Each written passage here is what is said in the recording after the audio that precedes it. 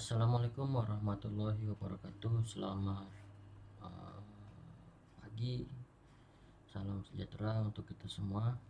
Nah, jadi pada hari ini kita akan memulai perkuliahan kita dengan judul materi pengadaan dan seleksi tenaga penjualan. Nah, mungkin materi ini sifatnya tidak hanya untuk tenaga penjualan saja ya, tapi bisa juga secara general ya, baik itu pegawai penjualan ataupun yang lainnya. Nah, kita masuk ke slide. Jadi di sini sesuai dengan judul kita pada hari ini, pengadaan dan seleksi tenaga penjualan. Jadi pengadaan ini disebabkan karena apa gitu? Karena kebutuhan daripada suatu organisasi atau perusahaan untuk ditempatkan di posisi yang memang beban kerjanya itu spesifik. Jadi kita nanti akan kita bahas untuk lebih lanjut. Oke, jadi di sini yang pertama itu kita harus paham dulu ya arti daripada rekrutmen. Jadi kalau misalnya kita membahas tentang pengadaan atau seleksi tenaga atau pegawai ya yang sifatnya untuk penjualan. Jadi rekrutmen itu merupakan proses mencari, menemukan, dan menarik pelamar untuk dikerjakan dalam dan oleh suatu organisasi atau perusahaan. Jadi maksud rekrutmen ini adalah untuk mendapatkan persediaan sebanyak mungkin calon-calon pelamar sehingga organisasi atau perusahaan akan mempunyai kesempatan yang lebih besar untuk melakukan pilihan terhadap calon pekerja yang dianggap memenuhi standar kualifikasi atau perusahaan. Nah, jadi kalau ada biasanya itu di koran, di berita, di sosial media, open recruitment gitu ya. Jadi membuka lowongan pekerjaan di mana di situ akan membuka peluang sebesar-besarnya kepada siapapun ya yang sesuai dengan kriteria rekrutmen ya. Jadi pada tahap pertama itu biasanya orang-orang itu akan melengkapi berkas-berkas persyaratan yang memang wajib ataupun opsional yang nanti akan menjadi persyaratan yang sesuai dengan tempat atau pekerjaan yang akan dia emban. Ya, selanjutnya menurut Matis dan Jackson ya, perekrutan adalah proses mengumpulkan sejumlah pelamar yang dikualifikasi bagus untuk pekerjaan dalam organisasi atau perusahaan. Nah, jadi dari open recruitment tadi banyak pelamar yang masuk ke perusahaan, banyak pelamar-pelamar yang melakukan melakukan pelamaran diri ya agar bisa bekerja di perusahaan. Nah, namun perlu adanya seleksi sehingga kualifikasi yang dibutuhkan yang memang jabatan yang dibutuhkan dengan satu tupoksi tertentu akan terseleksi ya, nanti residunya itu enggak lolos dan yang sesuai dengan kualifikasi akan lolos. Jadi menurut si Matis dan Jackson tadi, pelamar yang berkualifikasi bagus, udah otomatis bahwasanya organisasi ataupun perusahaan itu membutuhkan sumber daya manusia yang memang benar-benar dibutuhkan ya, memang yang butuh untuk misalnya dalam pengembangan perusahaan ataupun menjalankan perusahaan. Jadi kualifikasi yang bagus itu akan muncul dari hasil seleksi. Nah, di sini ada proses rekrut terdiri dari dua fase ya. Jadi fase pertama itu untuk memonitor perubahan lingkungan dan organisasi yang menimbulkan kebutuhan untuk pegawai baru dan menetapkan pekerjaan-pekerjaan yang harus diisi dan tipe-tipe pelamar yang diperlukan. Nah, jadi sebelum perusahaan membuka open recruitment, jadi ada dua fase dulu yang harus dilakukan oleh perusahaan. Nah, yang pertama itu adalah menetapkan pekerjaan-pekerjaan yang harus diisi atau tipe-tipe pelamar yang diperlukan. Jadi ini menyangkut tentang tupoksi pekerjaan ataupun beban kerja yang akan diterima oleh pegawai tersebut. Nah, yang kedua, fase kedua yaitu untuk menyebarkan pada pelamar potensial bahwa ada lowongan pekerjaan, menarik mereka untuk kesempatan itu, menyisihkan pelamar yang kurang memenuhi kualifikasi yang diperlukan. Nah, jadi tahap selanjutnya, fase selanjutnya adalah menerima pegawai-pegawai yang berkualifikasi bagus dan menyisakan atau tidak meloloskan ya, atau membuang pelamar-pelamar yang tidak memenuhi kualifikasi yang diperlukan atau dibutuhkan suatu perusahaan. Nah, jadi sini menurut Shimamura pada tahun 2006 ya, rekrutmen itu merupakan serangkaian aktivitas untuk mencari dan memikat pelamar kerja dengan motivasi, kemampuan, keahlian, dan pengetahuan yang diperlukan guna menutupi kekurangan yang diidentifikasi dalam perencanaan kepegawaian. Nah, jadi seperti yang pada fase yang pertama tadi yang sudah kita jelaskan tadi, bahwasanya perlu yang namanya penentuan pekerjaan atau tupoksi apa yang harus diisi gitu, sehingga perencanaan kepegawaian, perekrutan itu akan tepat sasaran. Jadi kita bisa juga mencari dan memikat pelamar sesuai dengan motivasinya, kemampuannya, dan keahlian yang dimiliki oleh para pelamar tersebut. Nah, di sini menurut si Gomez ya, tahun 2003 mengemukakan bahwa rekrutmen dilaksanakan oleh organisasi disebabkan adanya lowongan dengan beraneka ragam alasan. Jadi mungkin banyak alasan-alasan kenapa perusahaan melakukan rekrutmen ya. Ini ada beberapa penyebab ya. Yang pertama itu adalah berdirinya organisasi baru ya, udah pasti ya bahwasanya suatu organisasi atau perusahaan baru akan membutuhkan sumber daya manusia untuk menjalankan bisnis proses yang ada di dalam perusahaan. Selanjutnya adanya perluasan atau ekspansi kegiatan organisasi. Nah, jadi ini menyangkut tentang pengembangan daripada perusahaan atau organisasi. Sudah pasti kalau misalnya membuka cabang ataupun mengadakan kegiatan-kegiatan baru, program-program baru yang membutuhkan sumber daya yang kompeten gitu. Jadi sehingga dibutuhkan yang namanya rekrutmen pegawai. Selanjutnya terciptanya pekerjaan-pekerjaan dan kegiatan-kegiatan baru. Ya, ini sudah menyangkut dengan poin kedua ya. Jadi pekerjaan, program, kegiatan yang baru itu pasti membutuhkan sumber daya.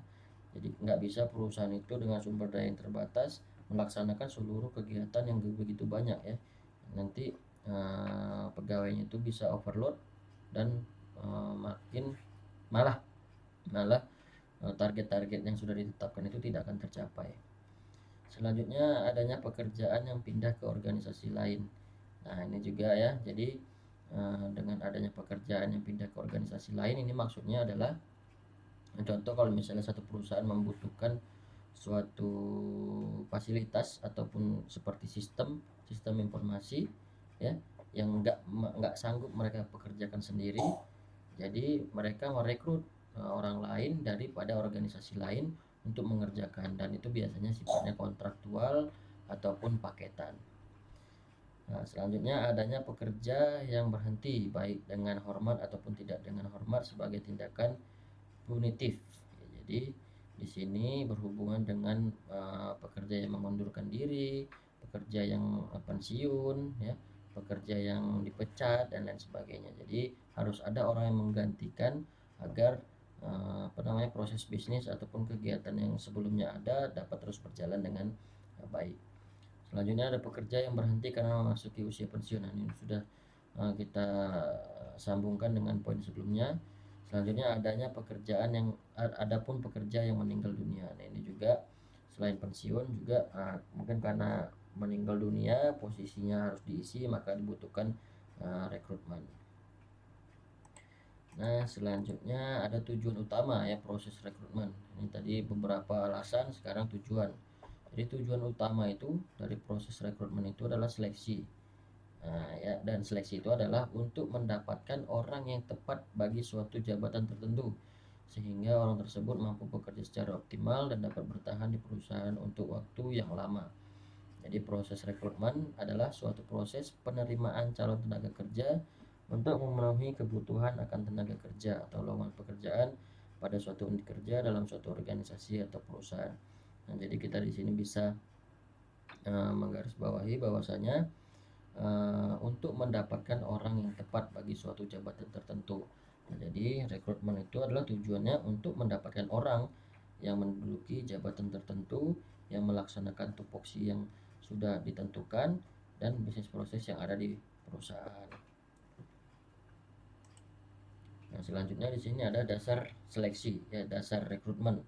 Jadi dasar-dasarnya itu ya, makna dari hal tersebut adalah berarti penerimaan karyawan baru hendaknya berpedoman kepada dasar tertentu yang telah digariskan internal ataupun eksternal perusahaan, supaya pelaksanaan dan hasil seleksi dapat dipertanggungjawabkan baik secara hukum maupun ekonomis. Dasar-dasar itu adalah antara lain, nah jadi dasar-dasar seleksi itu tidak hanya sembarang kita mau rekrut gitu, tapi tidak ada perhitungan-perhitungan ataupun analisis-analisis kepegawaian ataupun analisis ekonomi terhadap perusahaan. Jadi nggak bisa sembarangan gitu. Jadi di sini adalah dasarnya seperti yang pertama itu kebijakan perburuhan pemerintah. Jadi dasar-dasar dalam penentuan peraturan perekrutan gitu ya, dan lain sebagainya itu diatur dalam kebijakan perburuhan yang diatur oleh pemerintah. Terus yang kedua itu ada job specification atau jabatan. Jadi spesifikasi jabatan ini ataupun bisa dibilang tupoksi ya, itu adalah jadi dasar daripada seleksi. Jadi nggak bisa kita misalnya masih bisanya tupoksi tersebut dilakukan oleh orang lain, nggak dibutuhkan seleksi, tapi ada juga pekerjaan yang memang harus membutuhkan sumber daya manusia sehingga perlu dilakukannya seleksi. Nah, yang ketiga ini ada ekonomis rasional.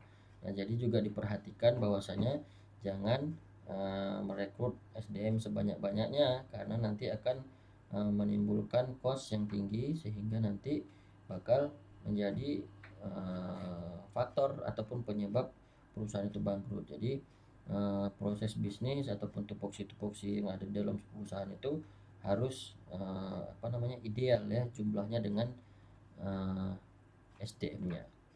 Dan itu juga mungkin bisa diatur di tata kelola ataupun struktur organisasi di dalam perusahaannya. Terus yang keempat itu ada etika rasional. Nah, jadi di sini berhubungan dengan etika rasional maksudnya adalah yang mendasari seleksi itu perlunya ada rasionalitas atas keputusan-keputusan atau kebijakan-kebijakan. Jadi etika itu adalah salah satu contoh juga daripada kebijakan-kebijakan ya. Jadi kebijakan seperti apa yang harus memang dilaksanakan ya harus dilaksanakan. Nah, terakhir di sini mungkin hal-hal yang mendasari proses seleksi itu ada 3 ya. Jadi di sebelumnya itu ada dasar seleksi, sekarang di sini ada hal-hal yang mendasari.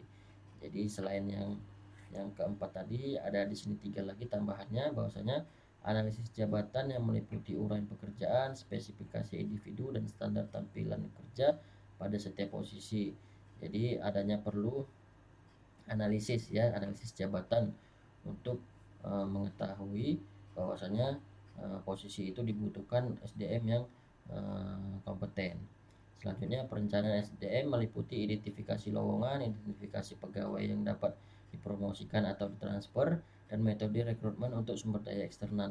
Nah, jadi beberapa hal-hal tersebut ya, bahwasanya mengidentifikasi pegawai yang dapat dipromosikan ini adalah mungkin pegawai-pegawai yang sudah melampaui batas target ya, jadi dia bisa mencapai target bahkan lebih, dia akan dipromosikan. Nah, jadi karena dia dipromosikan maka jabatannya itu akan kosong dan harus diisi dengan orang lain.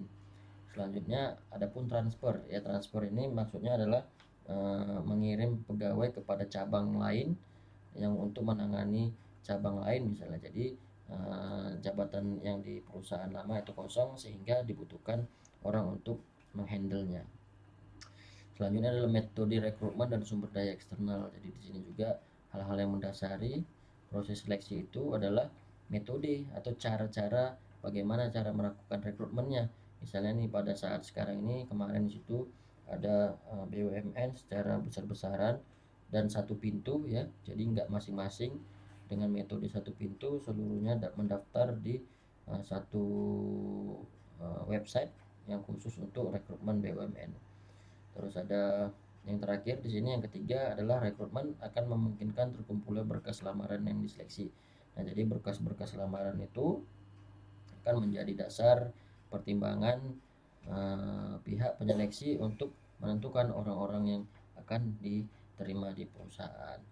Oke, baik. Jadi mungkin ini adalah materi kita yang berhubungan dengan pengadaan dan seleksi tenaga penjualan. Jadi di sini kalau berbicara tentang tenaga penjualan, maka spesifikasi ataupun tupoksinya itu adalah untuk tenaga penjualan. Tapi tadi materi kita bahas secara general, namun mungkin bisa digunakan untuk menyeleksi tenaga penjualan yang dibutuhkan di dalam suatu perusahaan untuk menjual produk ataupun jasa. Nah, baik. Saya rasa cukup materi kita pada hari ini. Terima kasih atas perhatiannya. Wassalamualaikum warahmatullahi wabarakatuh.